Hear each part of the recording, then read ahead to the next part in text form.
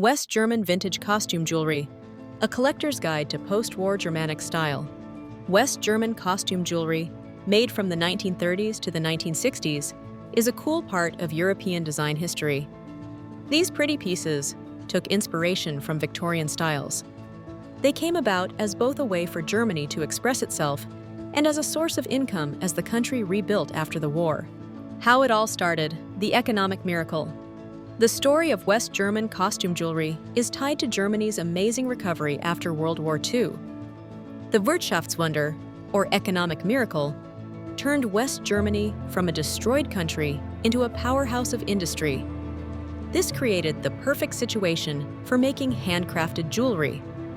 When Germany split in 1949, West German companies started marking their stuff with labels like Western Germany, West Germany, W Germany, or Made in West Germany. The costume jewelry business became a big export for West Germany in the 50s and 60s. The German economy grew fast during this time. Small businesses found that other countries wanted affordable but good quality jewelry. This growth gave them the money and the workers they needed to make fancy jewelry. Great manufacturing and cool materials. German jewelers were very good at picking materials and putting things together. One thing that made West German costume jewelry special was how they used two different metal colors, like silver and gold, to make it look shiny and textured, almost like real precious metals. This made the jewelry look fancy without costing too much. Here are some of the things they did. Rhodium plating. German artists used rhodium plating a lot. This means they put a thin layer of rhodium metal over other metals. This made the jewelry last a long time, not tarnish, and gave it a shiny white look that made both silver and gold colors look better. Rhodium is tougher than gold and doesn't tarnish, so it kept the jewelry looking good for years. Aloxol. They also used Aloxol aluminum. This made the jewelry light and tough. Aloxol pieces were light as a feather and didn't tarnish, which made them popular with people who wanted jewelry that was easy to care for. Metals: silver, gold, rhodium, brass, and chrome. Glass. Glass that looked like turquoise, amethyst, opal, emerald, ruby, topaz, and pearls. Man-made stuff: colorful rhinestones, lucite, and shiny pearly coatings. Special touches: hand-painted porcelain and detailed enamel designs. Design ideas and Victorian style. West German costume jewelry often used old-fashioned and patriotic images from the Victorian times. Cameos, which are carvings, were very popular. German artists made cameos out of shell, porcelain, glass, and other materials. Cameos were popular because people saw them as fancy and classic. West German companies took advantage of this by making cheaper versions of cameos that still looked good, but used modern materials and ways of making them. Symbols and holiday themes. West German designers created collections with patriotic things, flags, eagles, and other symbols of Germany after the war. Religious images, angels, crosses, and Christmas stuff for Christians. Holidays, Halloween, Easter, and other holiday-themed jewelry. Nature, animals, flowers, and plants. Ancient gold butterfly brooch. Jewelry alloy, glass. 1950s, Pforzheim signed West Germany vintage costume jewelry. Special events, jewelry to remember important events. Good manufacturing. Pforzheim's jewelry history. Most of the West German jewelry was made in Pforzheim, which was known as Germany's Gold City. Pforzheim had been making jewelry since 1767 and had great schools and skilled workers. This was really helpful when Germany was rebuilding after the war. In the 50s, companies like Hans Revoir and Andreas Daub made both fancy jewelry and costume jewelry for people all over the world. The city's jewelry school made sure there were always skilled people to make the jewelry. Detailed metalwork and handcrafted touches. West German costume jewelry often had detailed metalwork that looked like old European styles. These delicate metal patterns were combined with glass pieces to make jewelry that looked as fancy as more costly jewelry. Making these metal patterns took skill and time. Selling and success. Trading with other countries. West German costume jewelry did well because of the way countries were trading and sharing culture after the war. European jewelry makers didn't usually advertise in magazines like American companies did. Instead, they relied on their business partners and good reputations. This made West German jewelry seem special. Because they didn't advertise much, it's hard to know exactly who made each piece today. But this is part of what makes West German jewelry fun to collect. People have to look at how it was made, what it's made of, and the style to figure out where it came from. Growing the economy in making more jewelry, West German costume jewelry benefited from the way Europe was becoming more connected in the 50s and 60s. The European Common Market, created in 1957, made it easier for countries to trade and set common standards. German companies used their reputation for being good at design and making things to sell a lot of jewelry in Europe and North America. The industry also got a boost from people moving to West Germany from other parts of Europe. This gave them more workers. Also, as people in West Germany earned more money, they wanted to buy things like jewelry. Collecting today. Today, collectors have to solve some mysteries to find authentic West German costume jewelry. The way the jewelry is marked can give you clues. If it just says Germany, it's either from before 1949 or after Germany reunited in 1990. But if it has W Germany, Western Germany, or Made in West Germany, it was made between 1949 and 1980. Here are other things to look for. How well it's made. Look for details that were finished by hand and stones that are set just right. The materials. Check for the right kind of wear on aluminum, chrome, and plated finishes. Design. Make sure the design and colors are right for the time period. Weight. Eloxyl pieces should feel very light. What it's worth. People like to collect West German costume jewelry today. Here are some things that make it valuable. How rare it is. It was only made for a short time, 1949 to 1990. So there aren't that many pieces around.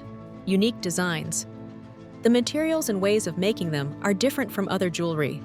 History. It's a reminder of how Germany rebuilt after the war and how its economy grew. Condition. Jewelry that's in good shape is worth more. Most pieces sell for between $20 and $200, but complete sets and special pieces can sell for more. The costume jewelry market is growing, and people still like vintage accessories. What it all means. To truly appreciate West German costume jewelry, it's helpful to understand how all the pieces fit together. Where it was made. West Germany, 1949 to 1990. The city of Pforzheim and how it was part of Europe. When it was made. After World War II, during the economic miracle, and during the Cold War. The materials. Eloxyl aluminum, rhodium plating, and styles from the Victorian era. Why? European jewelry traditions, sales to America, and the people who collect it today. How it's different from jewelry today. West German costume jewelry has things that make it different from jewelry made in other places. Japanese jewelry. Japanese makers often made simpler designs with different materials. American jewelry. American companies had different styles and ways of selling their jewelry. East German jewelry. East Germany didn't make much jewelry because of its political and economic problems. The differences between East and West German jewelry show how the two countries were doing after the war. West German companies did well, while East German companies didn't have as many resources. What it left behind. The ways West German companies made jewelry still affect jewelry today. The way they combined old-fashioned craftsmanship with modern materials is still a good example for balancing tradition with making things in factories. Jewelry makers still use rhodium plating, aluminum, and metalwork techniques that West German artists improved. The use of two-tone metal and fake stones is still popular in costume jewelry. Keeping the memory alive. The people who collect West German costume jewelry help keep its history alive. They keep track of how it was made, who designed it, and what it means.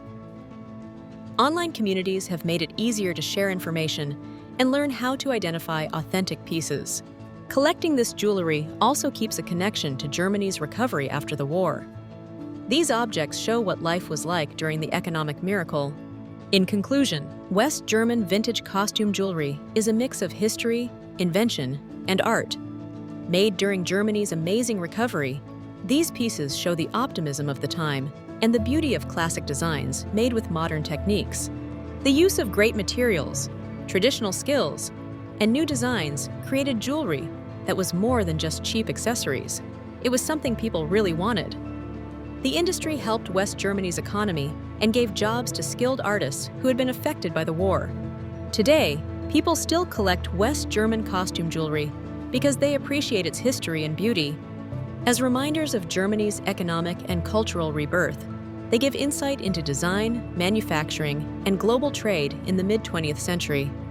Because there's still mystery around who made and designed many of the pieces, and because it was only made for a short time, West German costume jewelry will continue to be something that people find interesting to collect and study. These pieces aren't just pretty things, they're also important cultural documents that show how Germany went from being a destroyed country to a successful one. Gorgeous gold-tone filigree portrait brooch, 5 centimeters, maker's mark, violet flower brooch, gold-tone, enamel, resin, crystals, 5.5 centimeters, 1940s. 1940s brooch, faux pearls, porcelain insert, floral motif, 5x4 centimeters. 1950s brooch made of brass, gold-plated, Swarovski crystals, enamel, 4.6 centimeters. Aurora borealis crystal and mother-of-pearl flower brooch, 1950s. Cameo brooch, 1950s. Hematite, filigree, faux pearls, Austrian crystals, 4.5 centimeters. Bird brooch, gold-tone metal, black plastic, blackamoor lady brooch, 1960s. Gold finish, black enamel, 5 centimeters. Clear lucite starflower brooch, white flowers brooch, lucite, gold tone, rhinestones, Scotty dog brooch of gold tone, black plastic, Edelweiss brooch, 1930s to 40s, 4 centimeters. Faux pearl lapis glass, cabochon dangle brooch pendant, filigree gold tone swirl brooch, fish brooch, marcasite gold tone jewelry alloy, 5 petal hand-painted floral pattern flower pin, fly pin of gold tone black plastic, folk motif floral pattern, hand-painted enameled flower pin, geometric bow, gold tone brooch, gold tone flower brooch, 6.5 centimeters.